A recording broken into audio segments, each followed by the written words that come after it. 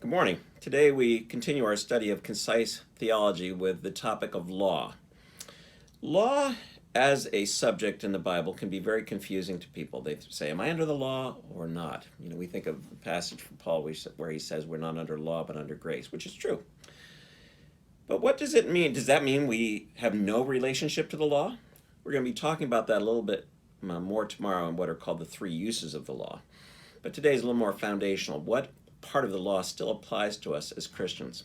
And to help you with that, I want to talk about a threefold division of the law in the Old Testament that applies to us as New Testament believers as well. And that is, first of all, what would be called the moral law. And those are, like it sounds like, moral laws telling us how to act as image bearers of God, reflecting his nature.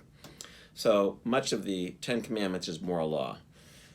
Do not kill, do not steal, do not bear false witness, do not lie. Nobody would say, well, we're Christians and so the law no longer applies to us, so we can steal, kill, and cheat now. That would be ridiculous. So the moral law still applies to us, and again, it reflects the character of God and what he expects of us as moral human beings.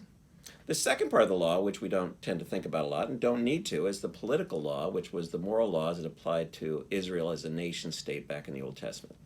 That's not relevant to us. The third part of the law was what were known as the ceremonial or ritual laws. And those laws applied things like Sabbath laws and dietary laws and laws of how you would do sacrifices and so on like that. And those laws, I will use a big word, were abrogated, which means that they were fulfilled and finished by Jesus when he came. Because all those laws were telling people to do these certain rituals that were signposts pointing forward to the ultimate one who would give his life as a sacrifice, as it says in Hebrews, and now Christ our Passover has been sacrificed for us. Therefore let us keep the peace, as the writer to Hebrews says. So when you understand those different aspects of the law, you realize the moral law is binding, the political law is irrelevant, and the ceremonial laws have been fulfilled in Jesus, and all of that pointed to him. I hope that's helpful. But last thing I want to just tell you is I want to read you a passage of Scripture that reminds us of our relationship to the law in terms of kind of our attitude toward it. It's from Romans 8. And Paul writes this, beginning in verse 6.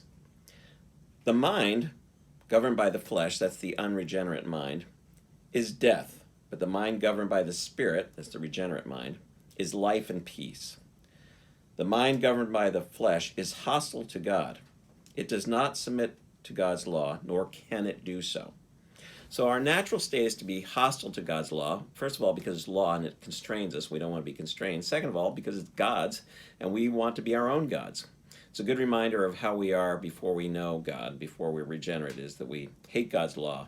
But now, as the Scripture says, we love God's law because it reflects his character, who we love him, and therefore we mirror that same character in ourselves. Imperfectly, because we are under grace, so that helps us in our imperfection. But nonetheless, the law is still very real for us, the moral law.